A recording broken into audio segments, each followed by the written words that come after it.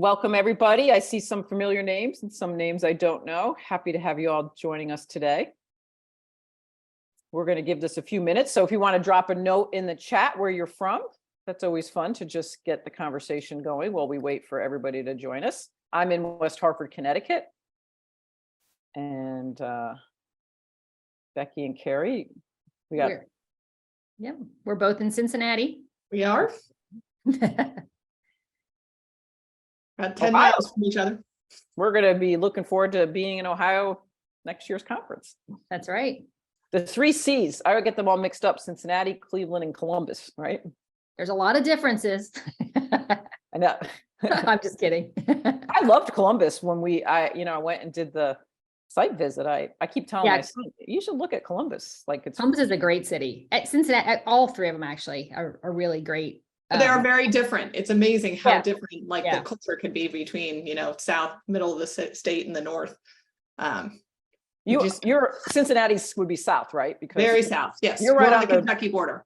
Yeah. I went there's an amazing museum right there. I visited years ago. The underground, the Freedom Railroad. Center. Yep. Yep. That's a powerful, my kids who we drag to a lot of museums remember that one. So yeah, it's a really cool building. It is. To start with, but it's a really great, message and exhibits for sure. So we've got New Orleans, Massachusetts, New York City, Quebec. Hello from Quebec. Alberta, New Orleans, Michigan, Massachusetts, North Carolina. So people are still coming in. Colorado.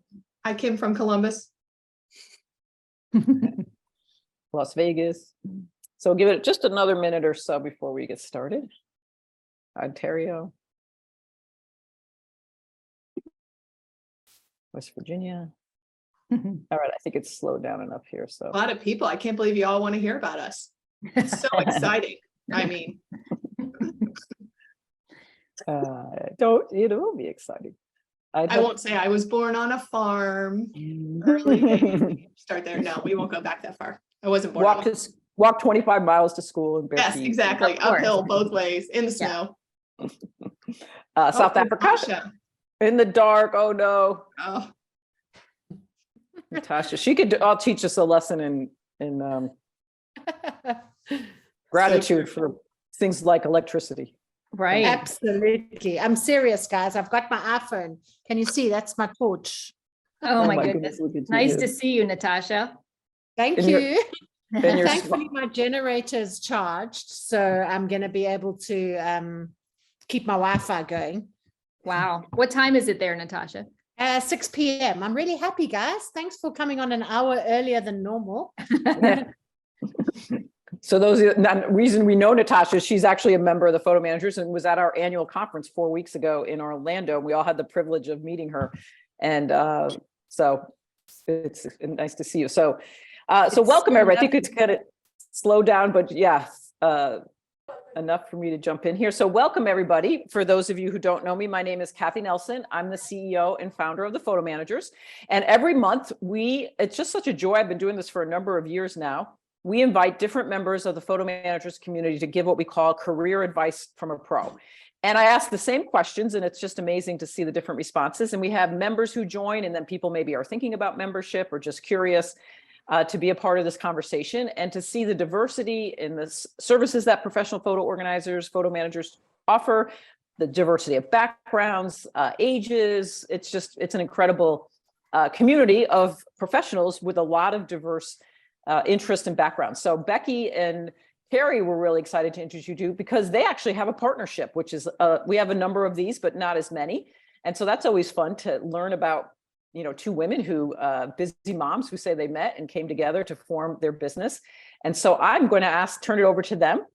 Again, put questions in the chat. We always have plenty of time to answer your questions. So we'll do that at the end here. But Kerry and Becky, I said, how you guys are going to do this? But each of you, why don't you introduce yourselves and tell us a little bit about your business and how this amazing dynamic duo got started.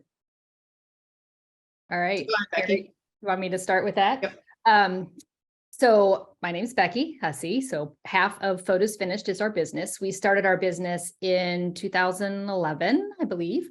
And it was kind of born out of a Class trip, honestly. Our kids were in the same school and we were going to do a trip to DC. So it was 10 hours on a bus and 10 hours back.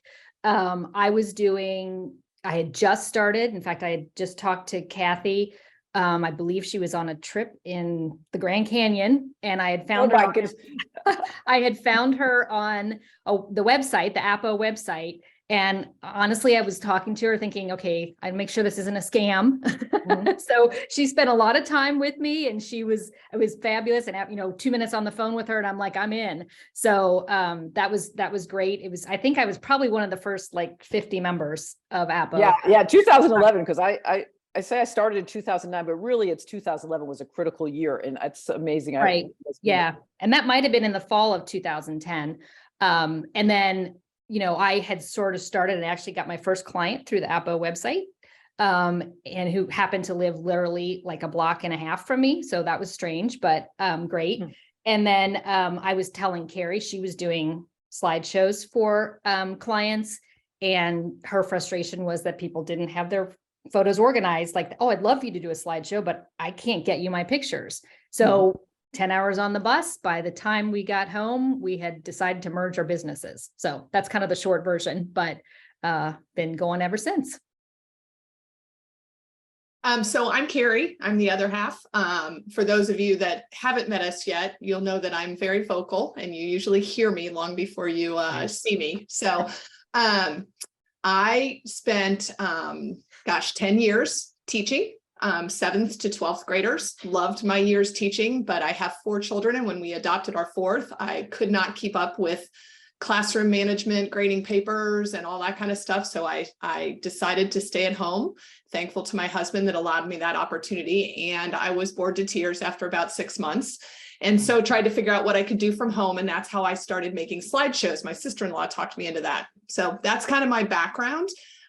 Started making the slideshows, and then Becky and I decided to form Photos Finished, and the rest is history. Okay, good. So that's kind of the quick background. So tell us a little bit about what's been the experience like being a partnership together? How do you guys, I might throw few new questions in on you, but how do you manage the differences between the two of you and split up a business together? So I always liken it to literally, and it sounds terrible when you say this, but the partnership is like a marriage.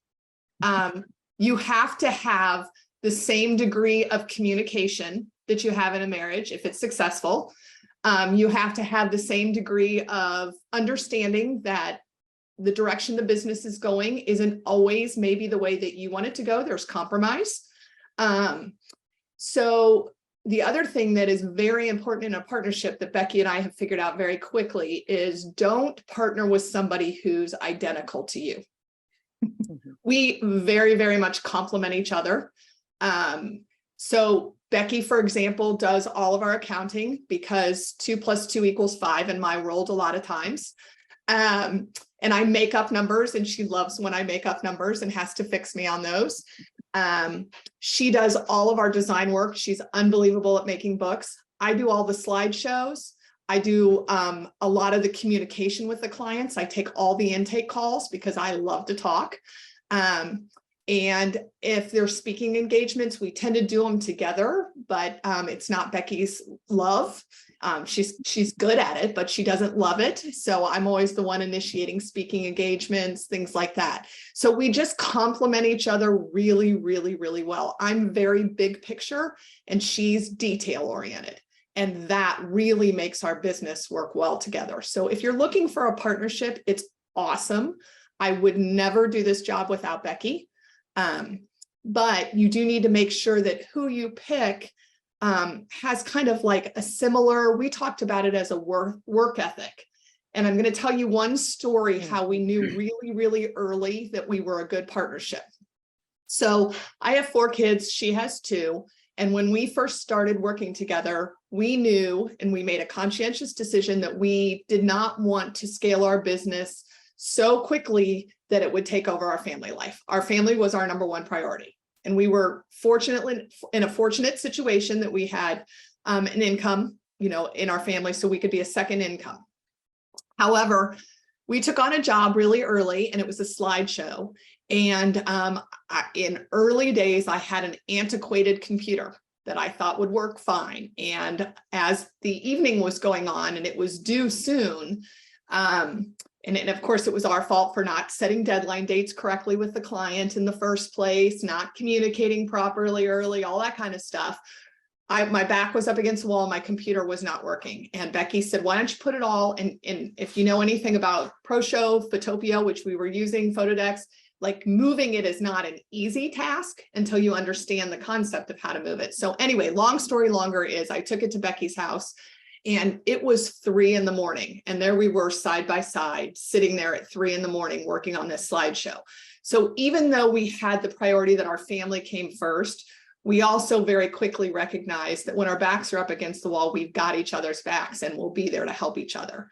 And that was a big aha moment, I think, for me in terms of this partnership's going to work because I know Becky's going to support me no matter what. So, and yeah. I would ditto that. I mean, I think there have been many, many times when we've been working on something and we're just willing to do whatever it takes, even if it's a project that I've been solely working on or Kerry's solely been working on, and we're like, oh no, this is not going to happen, or I've run into a big snag, even if it's just talking to each other and being able to figure it out. But it's huge that we know that the other person's gonna be willing to do it. And like she said, not being too similar. If we were both big picture people, we would probably never get anything done. We'd be out there, but we may not, get anything done. So you do want to find those areas that complement. I mean, there is definitely some overlap, and that helps. But Kerry, obviously, she's phenomenal talking to people. And when people call in, I have a really hard time with that blank page. Kerry is great to just, for lack of a better term, throw up on the page and, and then she hands it to me and I edit it and it just works. So just think about that when you're thinking about, forming a partnership, like what would be your complementary, what are going to be your opposing, and, and hopefully it'll work out. Go ahead. Well, I was just going to add, let me add one more thing real quick, and then you can, that for many of you, you're probably not going to form a partnership. You're already in a solo place and that's where you are. But I think your takeaway for this, for me, would be find an accountability partner. Find somebody who's similar, not similar to you in style, but that you agree with, that you can call and have a sounding board, because it is lonely being alone doing this job, and having somebody that you can communicate with really can brainstorm. And I can't tell you how many times I've called Becky and I'm like, I just don't know how to tackle this. And she's like, well, what if you did this? And I'm like, brilliant, thank you. So just having somebody that you can communicate with. Okay, sorry, Kath, go ahead. Oh, no, that's right. There's a pretty famous book out there that I can't think of the title, but the idea, he talks about the visionary and the implementer, that you need both. A lot of times the visionary, which probably you, Kerry, you're the one who's out there, but you really need that implementer or the back office person a lot of times to, it can be a great partnership. And so I just was going along with that idea. But I also agree the idea that being a solo entrepreneur is really lonely. And one of the things in our new member orientation that we've implemented is we really encourage members. We average about 20 to 25 new members a month. And we when they come onto we try and say, find somebody in the chat or listen to the background and find somebody and start out that relationship sooner than later, right? Because, as you may be going through some of the courses that we offer and things, because it makes such a difference. Yeah. One other note along that. So 4 years ago, and I hope she doesn't mind me saying this, but I literally got a phone call out of the blue from a brand new photo manager member who had Googled our website and said, hey, I'm looking to do some transfers.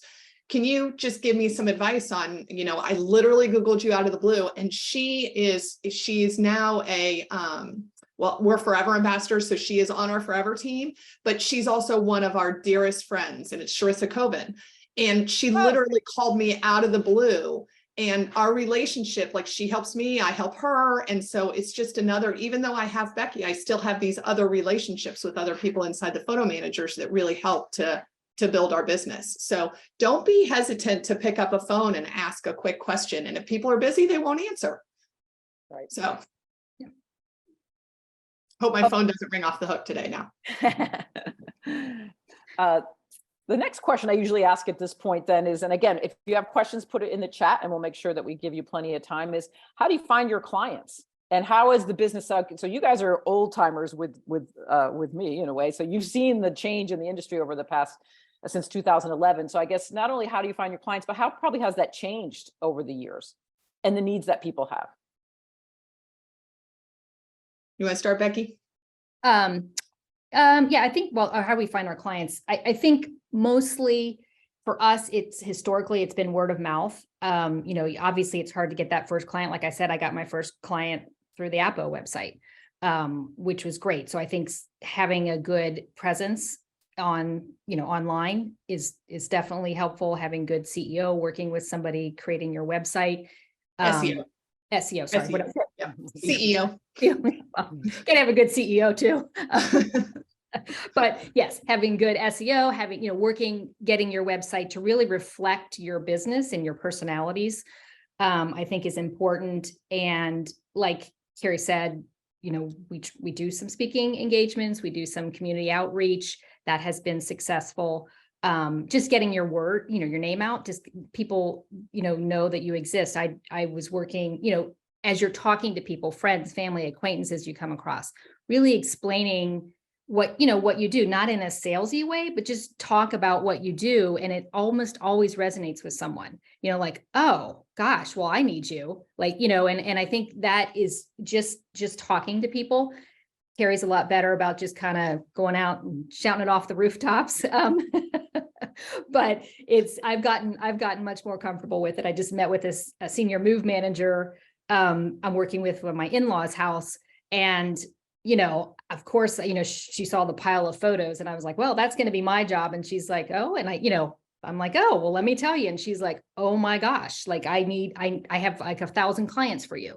So, just putting it out there and putting yourself out there, I think is huge. And I think, Kerry, you probably have something to add to that. Yeah, so I was just going to say, we've taught classes at a variety of places, so we always look to either teach and I heard this one time, like literally you can Google in your zip code, gardening club in your zip code, quilting clubs in your zip code, moms groups in your zip code, and find groups that meet, monthly and, or maybe quarterly or whatever, and are looking for speakers to come in, and maybe they're paid, maybe they're unpaid, and just tell them what you do. But, just put your boots to the floor and literally look for different groups that you can speak at.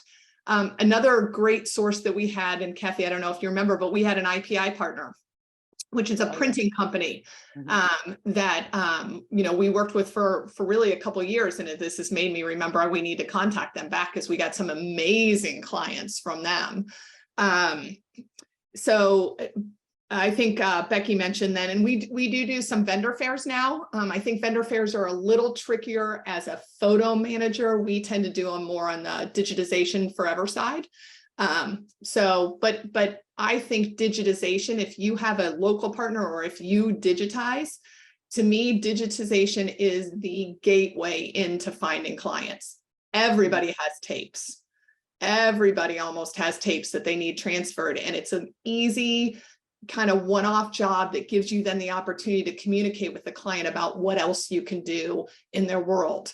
People don't even understand that all this memorabilia can be preserved too.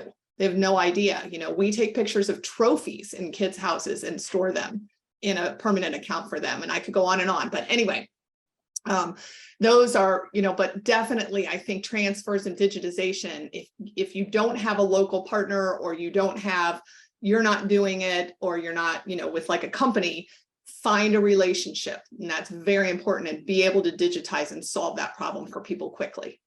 Yeah. And I think digitization is a really great way. It's really not, unless you're doing it yourself, of course, but if you're outsourcing it even to a local vendor, it's something that can provide an immediate result to the client, like they feel like they've accomplished something. Because sometimes these digital organizing projects, printed photo organizing projects can go on for a long time. And like, they don't feel like anything is getting done, even though you might be ready in 4 weeks to return a beautifully organized printed collection or digital collection. But the digitization can give them something really immediate. And I think, and it's not much work on your part, like I said, unless you're doing it yourself. But that can be a way. And then you just start building trust with them, and then they keep coming back to you with more projects. Yeah, that's the part right there. There's always more people. There's always more than they thought that they had when they understood, especially that relationship, right? Right. So that leads me probably right into, what do you love most about what you do? Go ahead, Becky. Kerry. Nope, you go. Okay.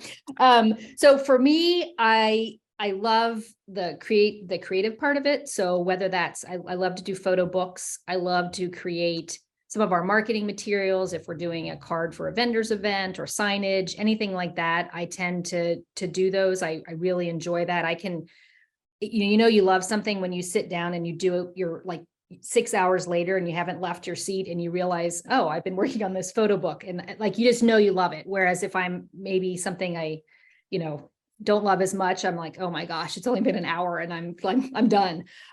So I do like that the creative part of that. I love returning projects to clients, seeing their expressions and just feeling good about giving them a project back. I worked with which actually was another neighbor, but he found me not through a neighbor. But a 2-book, series now of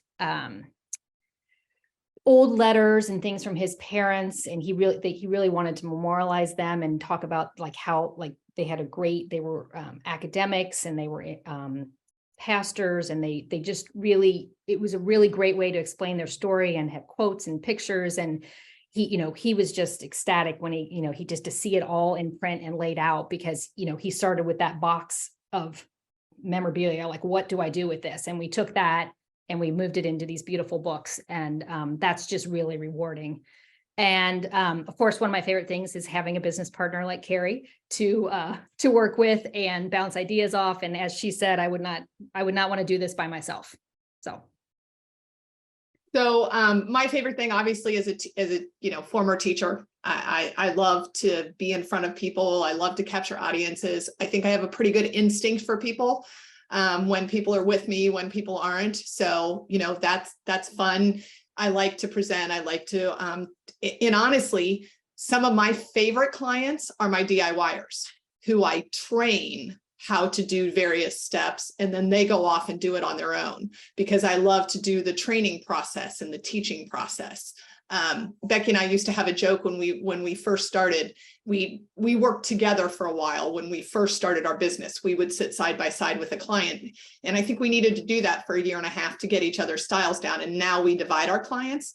But when we would work side by side and she'd be fixing something and the client was there too, which would be 3 people and a lot of people, and Becky would start to type and fix everything. And I'm like, well, take your hands off, Beck, let the client do it, because the client can't learn unless you let them do it. They have to feel it, So that background for me is very, very, very, so that's my favorite part, is kind of training and doing things like that.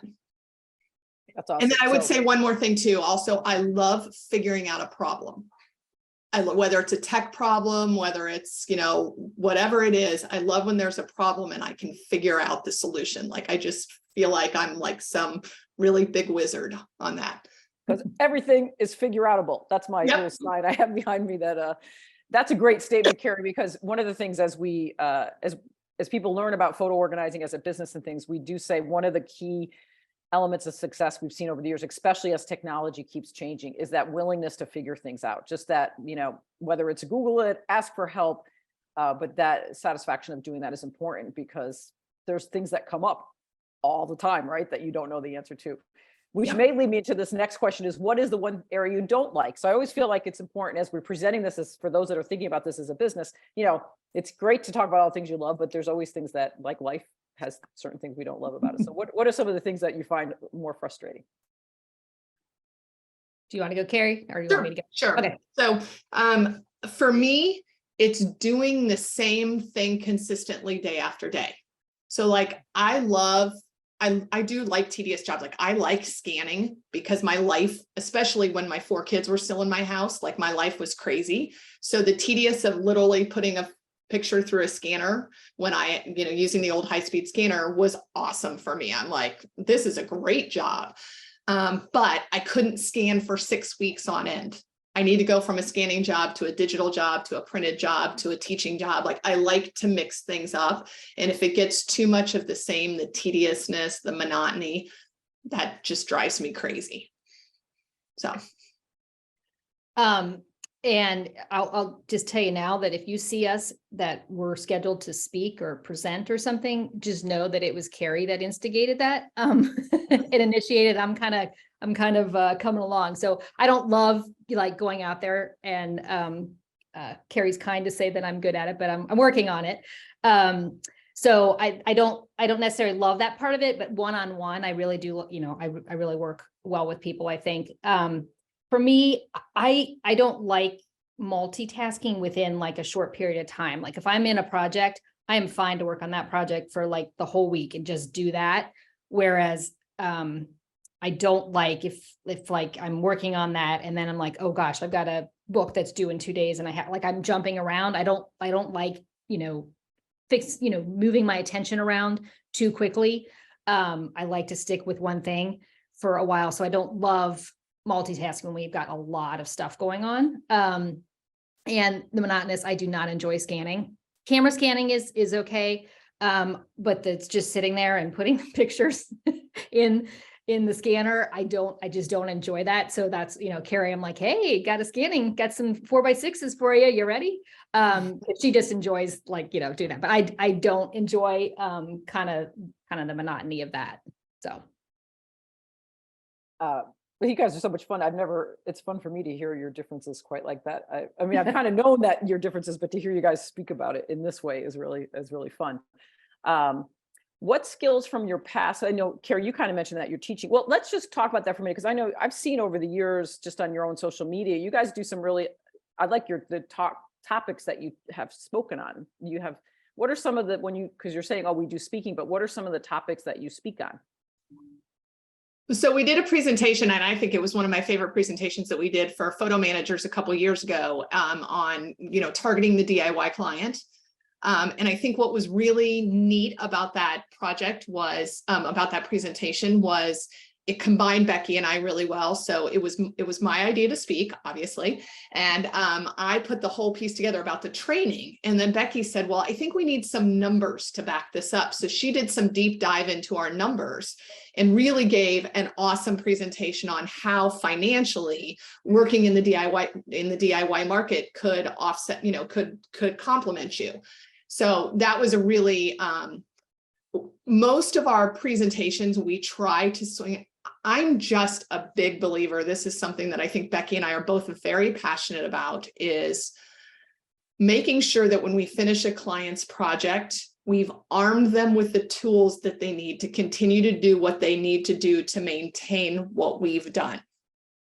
Mm-hmm. So we like to add training into it. That's one of the reasons why we are both Forever ambassadors, is because we believe Forever is one of the few tools out there where the client can continue to add metadata, can continue to change dates, can continue to fix things, and it's embedded into the platform.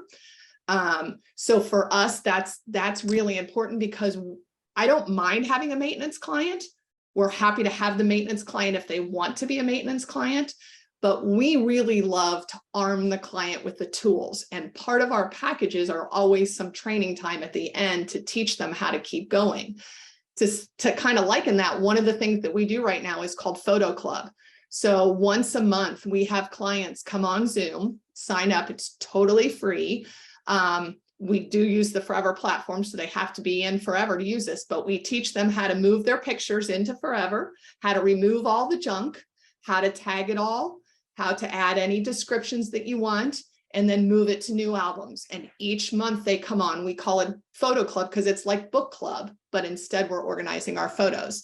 And our clients are starting to meet each other on the calls and interact with each other. And so it's just, our whole goal is, even if you're really, really, really busy in life and you can't handle all the stuff from the back, start with 2023. Start getting January of 2023 cleaned up and move forward, and you can deal with the backlog when you've got time. So yeah, so the concept of Photo Club is that we meet and you're doing your pictures from the previous month. So Correct. hopefully by the end of the year, we just started this in February. So hopefully by the end of the year, people will at least have 2023 organized or backed up. And just to add to that, as far as classes, I think one of our classes that's been the most successful, or the most, like, at least for us, like we get a lot out of it as well, is at a local park district, and we limit it to about 15 people, but they actually bring a box of photos with them, and we just do how do you sort printed photos, how, you know, like, just talk about all the things, and with the eye of, you're going to be scanning these, you're going to be adding metadata, like what are all the steps, what do you need to think about as you're physically sorting these photos.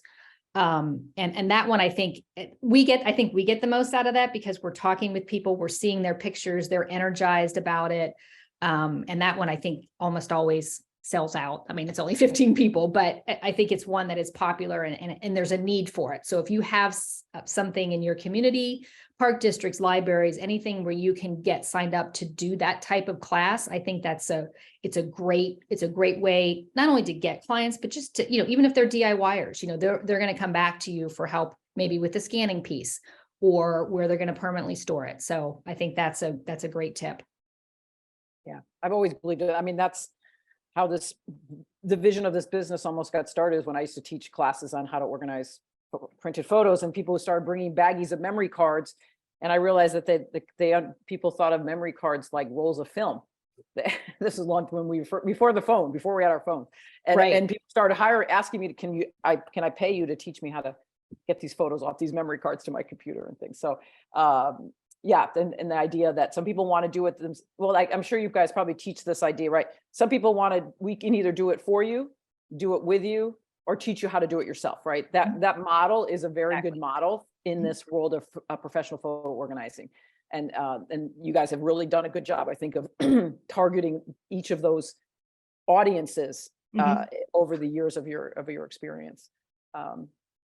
So one last question, and then we'll go to Q&A, because I'm sure we must have, I'm not looking, but I can imagine there's questions that are piling up in there. How has membership with the photo managers been a benefit to you all? So that's a really funny one, because we were talking about this, and remember we joined in 2011. So I have a little bit of a story. We were at the very, very, very first conference that ever was held by the photo managers in Chicago, and Kathy can remember this. And we signed up for the intensive. And I remember sitting in my laundry room, like hiding in my garage, talking to Becky about how much it was going to cost to do the intensive, so my husband didn't hear, to try to figure out whether we could figure out how to get to this intensive. Anyway, long story longer, is we're sitting in this room, and just to give you an idea of the growth of the photo managers, there was no academy, there was no library of recorded training videos. There was no mentor program. There was, I mean, you know, this was grassroots. And so we're sitting in this room, and it's probably 15 women. And Kathy, you might even remember this. And this founding woman, we're just talking about doing our jobs. And there's majority of people are green. And somebody holds up a book, Janet Blunt, and says, well, I've been reading this book called Profit First. We might want to think about working for a profit. And literally, like 3/4 of the room was like, profit? Wait, does that mean we charge $20 or $25 an hour for our time? Like, that's how far back we were, gang. So what my point is that for Becky and I, there was a long road to get started, because there wasn't a lot of the tools that are available. But even with that, the community, the people, the friendships, and the relationships have always been there. Obviously, Shelley Murray, because she's our upline and forever, we communicate with her all the time, and she's very helpful. But like just last week, and I'm going to call her out, I know she's on the call, Allison Friedman saw a post that I had on Facebook. I was struggling with Mylio, wanted to dig into it. And she texted me on the side and said, hey, I've got an hour this afternoon. I can Zoom with you if you want. And it was so helpful. She didn't have to do that, but it was really, and we worked together to brainstorm some ideas. And so I'm so appreciative. Every time you have a communication with people inside this community, you learn and you learn more. So ask questions. But to answer your question, Kathy, what's really helped us is vendor relationships. Those have been huge. 3 key classes that I can think of that we took. We were more in the digital organizing side, but Adam Pratt's class on Lightroom, Paul and Jenny's original class on Mac Photos. Oh, and what was the third one, Becky, that I talked about? Peter Bennett's. Peter's Photo Sweeper. Photo Sweeper. Yeah. Those were three. But again, we focus more on the digital at that point in time. If you're a bookmaker, maybe lead us, whatever, you have to look and see what's your area of interest. I think yes, I'd piggyback on that too, in that, especially if you're a new member or thinking of joining, don't think you have to go in and take, 45 courses and, like you have to invest all this time before you're actually doing. I think it's important to pick one area, focus on that, become an expert in that. And then as you go along, you can add in and learn more things. And this is such a collaborative community. And, that Facebook page is great. People are coming on asking questions, and people are so willing to give advice and, like, oh, I've been there. I know what you're going through. I can help you with it. I can help you solve this problem. And it's just such a welcoming community in that way. I think there are lots of other professional organizations where you see that really sense of competition. I don't feel that here. I feel like it's more collaborative. Like how can I help you? I think that's really important. And like I said, the vendors, I think we get some really great, discounts and perks with some of the partners that, you're not going to have otherwise. And it can really help your business. So. Well, great. That makes me happy to hear. I agree. We always say a rising tide lifts all boats, right? And we're collaborative, not competitive. And I think that, that those values just, and, it's funny, that first Chicago conference, I think about this a lot. We didn't have any speakers from within our community teaching. It was all outside speakers. This year, we are getting requests in our evaluations. Oh, it might be fun to have some outside speakers. We had, out of the 20 breakouts, I think 18 were taught by professional photo managers. I think we brought in a Google Ads expert, and I forget what the other person might've been, but so maybe we'll mix it up. But we've grown so much over the years that now the majority of the training and teaching actually comes from within the community itself, which has been an amazing evolution over the years of in the level of experience that people have, and they can share willingly of their expertise. And also the variety of backgrounds that people come to this business with, like Allison, who you mentioned, who did a great talk on contracts or on understanding privacy and policy because she's an attorney. So there's all these different people coming into this field and then sharing their wisdom and expertise. So that's so this has been amazing. I want to go to Isabel and see, have we got questions from people that have been coming in here while they've been speaking?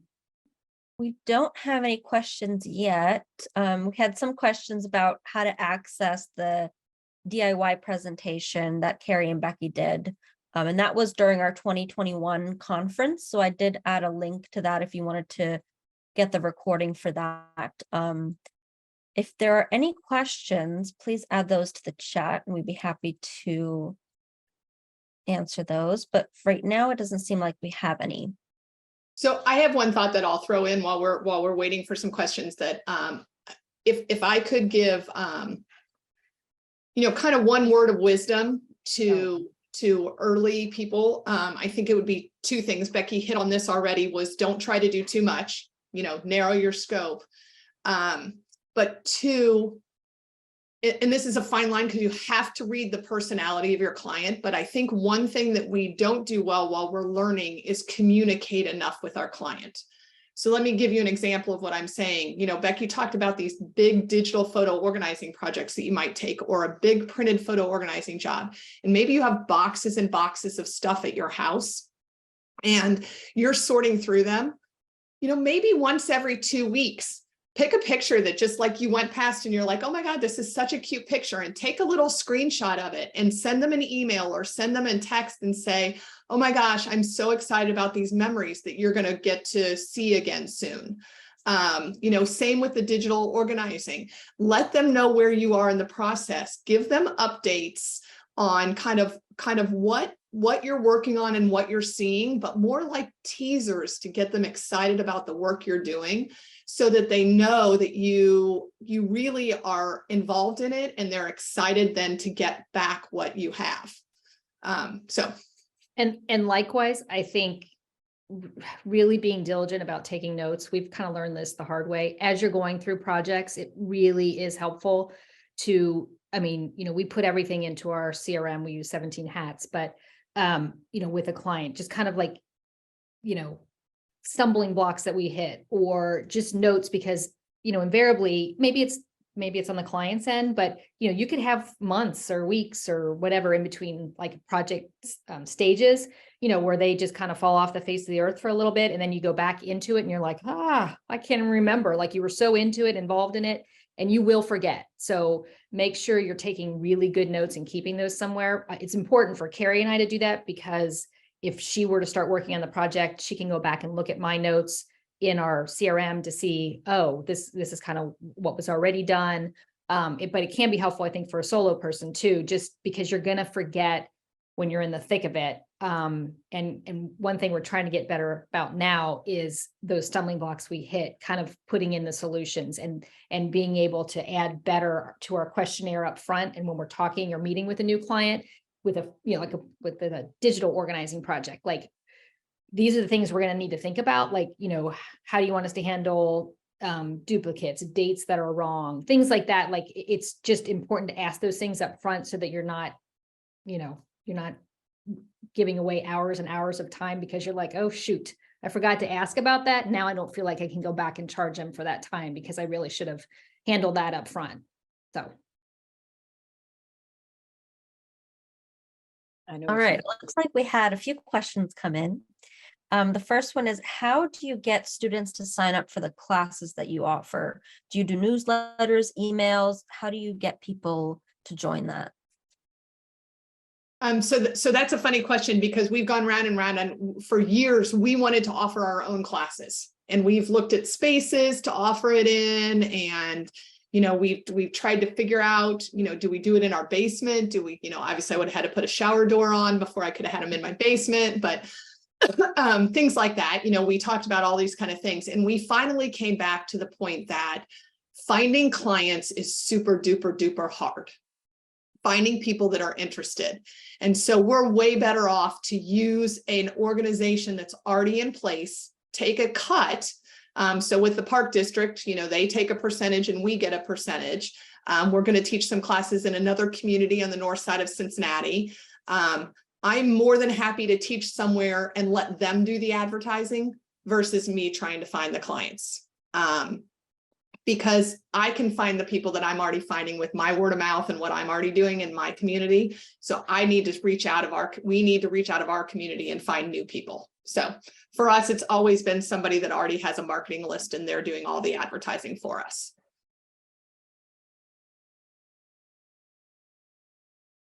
And as far as scanning goes, scanning printed photos, what do you use? Do you use camera scanning, Epson Fast Photo, something different? And why do you use what you use? Go ahead, Becky. I was gonna say, so we're fortunate to have Kodak scanner still. And I'm not gonna say more than that because I don't want to jinx anything. And so Kerry primarily does that scanning. I have the camera scanning set up here. That has been a good solution for some of the oversized items, some of the albums that are more delicate, old, heritage photos that we obviously would never run through a scanner. So we have found the use for both, for sure. I mean, I think that's been very helpful. I mean, when we first got our camera scanning equipment, I was able to borrow a camera from my brother, and we bought all the other equipment, but obviously the camera is the biggest expense. But just with one slide scanning job, we were able to purchase a camera, just doing that. So it does take a lot of time to do the camera scanning and a lot of the post work that you have to do, because there's a lot of cropping and editing and things. And Kerry can speak more to probably the high speed scanning, but it's nice to be able to offer a client the high speed. Like they've got 100 pictures they need to scan for a funeral or something like that. That is nice to have in your kind of back pocket. And then being able to offer to scan the older items, the more delicate, oversized items has been huge for us as well. So I want to address two things on scanning. Is one, because we had workflow sets before camera capture had really come into the making. And I know the most efficient way to scan with a camera, if you're doing 4x6s, is to, 4x6s, 5x7s, old, is to sort them by size. But we have a workflow down where we help people organize before they come to us. And so for us to change everything by size would have it just screwed up our system that we already had in place. So we have found that with 4x6s and 5x7s, we're still better off to use the high-speed scanner to scan those because it's much more efficient than the camera capture equipment is for us. The other thing that we've done with scanning, and we've just recently, is we have changed our prices, not for the 4x6s and the 5x7s because they're very expensive, but we've changed our slides and we've changed our scrapbook pages and things like that to match our trusted vendor. So that if we are in an overflow situation and we just can't get to a job, we can give it out, we can outsource it. We don't have to quote different sets of prices because the two sets of prices match. And that actually caused us to increase our slide scanning prices to match the vendor that we would use, which in our case is Forever, if we were going to outsource it. So that's just something to think about. If you know, when you're early on, you're like, any job I get, I'll take. I don't care what it is. I mean, you know, we got hired to be photographers one time and we're not photographers. So, you know, you take a lot of jobs, but as you grow, you might realize, gosh, I'm just swamped and I love to camera scan, but today I can't, or this month I can't. So I need to get this turned around. So I want to outsource it. So. And as partners, how do you split the business profits? Do you do that 50-50? And also, how do you make sure that you are sharing the work appropriately? So again, this is part of that kind of marriage relationship that I was talking about. The answer to the question is yes, we split everything 50-50. There have been some situations in the last probably 5 years. I think it's probably been about 5 years since we had it, where we seriously sat down and discussed whether we wanted to continue with a 50-50 split. Because one of us had something personal that happened in our life, or, you know, things were happening and one person was working a whole lot more than the other person. And I give kudos to Becky. She really, really said, I think we need to stay 50-50. And what we've found is that, you know, when we have new clients, when we get to a position where we're like, okay, Becky, I've had 3 new calls and we might have some new clients, when they sign that contract and they put a down payment, before I let them do that, we always give them when we're going to take them. If we're on a queue, you know, if we're on a wait list or whatever, but I call Becky and say, what are you working on? What are your projects? Here's what I'm working on. Who's going to free up first? And when can this client slot in? And so then that slots that client in, and then that pretty much decides who it's going to be. That happens after the 30-minute consult. You know, so here's a perfect example. I had a 30-minute consult, which was going to be a big digital organizing project, but the client mentioned that she might want to do books on the back end. Well, I wanted Becky to then do the digital organizing because she's going to do the books. So then she was familiar with that client's work, if that makes sense. So we just kind of talk to each other and slot it in and figure out who's next and, you know, what's going on is kind of how we do it. But yes, we do everything 50-50, and I would say it always evens out. I've had a tough fall and Becky's taken the load this fall. And so, you know, it's just balanced itself out from different situations. And I actually have a follow-up question to that. You guys live, you know, close by to each other, so you can meet up in person, but how much of your work is done together in the same room and how much of it is done separately, and how do you manage that? Go ahead, Becky. I'd say most of our combined work, 85% of it's done on the phone. You know, like if we're talking through a project together, we do occasionally meet, yeah, and we're literally 10 minutes from each other. So it is easy. And oftentimes if we go pick up, you know, we are a lot going back and forth to each other's houses, dropping something off, picking something up. But for the most part, we keep it pretty separate. We don't work together unless we have a big, especially printed projects. Those are obviously need to be done on, you know, together at a spot. So if we're going to be working on that together, then we're probably going to be at one of our houses, wherever the items are. But we're on the phone constantly. But I will add to that, if we are doing a first appointment, a first collection appointment, we always go together. We try to always go together so the client has seen both of our faces, has met us both. And sometimes we decide after we collect who's going to take the project, depending on what the nature of the project is after we've collected. So we try to always do that first meet with the client together. All have done the phone conversation, but the first time in person with a client if we're picking up. So. And of all the software you use, what would you say is the most useful and helpful in your business? I'd say our CRM. Sure. And yeah, we use 17 hats for that. Personally, if I'm going to be doing anything with a digital photo project, I've used Lightroom for probably almost 20 years. So I love Lightroom. Kerry has a love-hate relationship with Lightroom. She tends to probably lean more towards photo mechanic. So I'd say definitely Lightroom. I don't know if you would count Forever as a software, but that would be something that we definitely use. And with Valet coming out, that's going to be a good tool for us. Yeah, and obviously our CRM, that's kind of like our lifeline to all our clients. And we do put out a newsletter, and we use MailChimp for that. So that is another piece that we find very, very helpful. So I want to go back to why I said quickly our CRM, and let me give you an example. So if you are doing this for a while, so, again, we've been in business 11 years. We had somebody call us the other day that I'm like, where did we leave off with that client? Like, we haven't heard from them in 3 years, and they appeared out of the woodwork, which happens quite frequently. And so I was able to go into the CRM, track everything that we had done with them up to that point, and have a very educated conversation with them. And they were like, whoa, it's kind of like the hairdresser, when you go to your hairdresser and they remember something you talked about 2 months before, and they've cut 80 people's hair in the meantime. And you're like, man, that's impressive.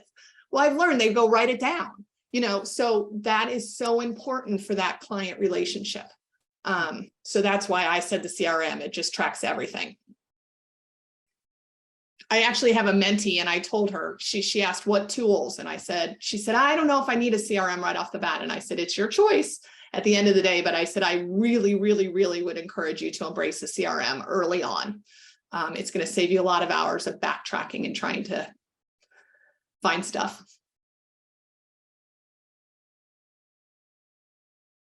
And you briefly talked about your pricing and how you match that, especially for the scanning, you match that with your outside vendor.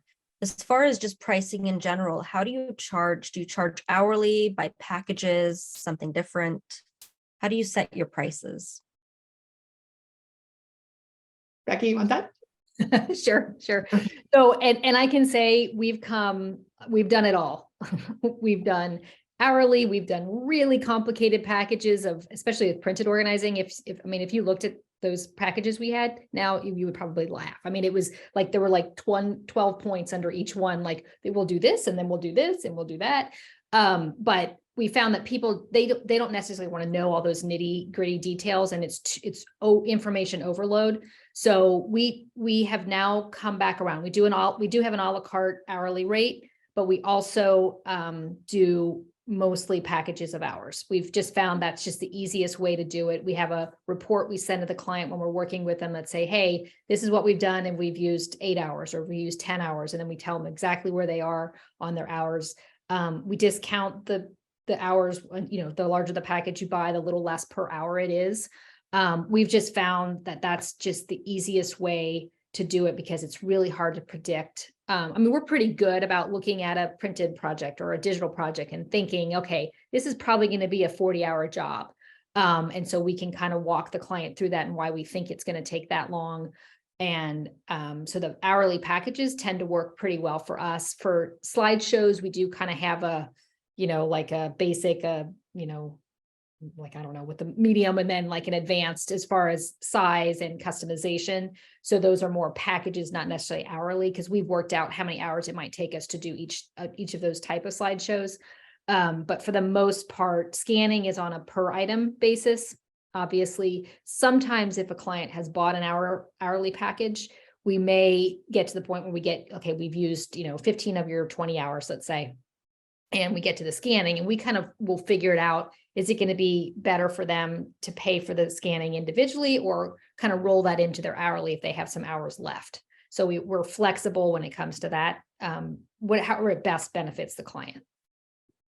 So I want to tag team off that, because I think this was like a big aha moment for me. I don't know, it was about 4 or 5 years into business when we were trying to talk about it. And I think people know this now, but When I talk to a client early on and they say, hey, I need your help. And once we've defined that they haven't called because they just want a slideshow or they just want scanning, they're just like, I need help organizing my pictures. I explain to them that we break our jobs down into smaller jobs. Printed photo organizing is one job. Scanning of the printed photos is another job. Digital photo organizing is another job. A book making is probably another job. Handling your memorabilia might be another job, like things like that. Transfers and digitization, that's a different job. And we handle them to some extent separately. So we try not to be doing printed photo and digital photo on the same client at the same time.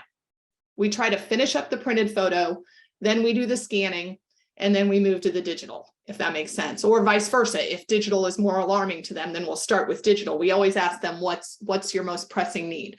But my point is that we oftentimes will start, finish, and bill out on a job. Now, if they bought a big package and they've used 25 hours of the 50-hour package, then we just send them a sheet at the end of the digital that says, hey, you used 25 of your hours, you have 25 remaining. Okay, now we're going to go. And that's where the rolling in the scanning can happen, where we roll it into hours. And I tell people, if you use our printed photo organizing process, I can scan faster on a high-speed scanner because they're already organized. And so it's better for you to be hourly than it is for you to be a per item charge. So it's kind of a perk for them. Yeah. Does that make sense? It definitely keep them apprised of what you're doing. What you'd never want to go and meet with a client, take all their stuff, and then say, hey, guess what? You owe me 85 hours. And then they're like, what the heck? So definitely keep them in the loop and really give them we have a summary sheet that we send them if, however we're working on there, we might say, okay, we've used, we're already up to 15 hours. And at that point, we might have them make decisions and say, hey, I know you said you wanted us to people tag. That might take us, 7 hours to do. Or do you want to do that? 20. Do you want us to do that? Or do you, would you rather apply kind of your hours to, making sure the dates are accurate, whatever that is. So along the way, it definitely changes. It's very fluid. Just being aware of the time. And you always run into problems, always, that you're going to end up trying to get things out of Google Photos for somebody and it's a nightmare, or, just various things that come across where you find a hard drive that's corrupted, just things that are going to be bumps in the road that may end up taking you longer and costing the client more time. So just always keep them apprised of where you are. And, you don't want to surprise them at the end, because then you're going to feel bad and you're going to cut your hours by 30 hours and lose out. So when we talked about those touch points before, oftentimes in a touch point, I'm sending along their hours package tracking sheet that also says, this is how many hours I've used so far, and it details what it's been used on. So they know, oh, I have 10 of my 50 hours gone.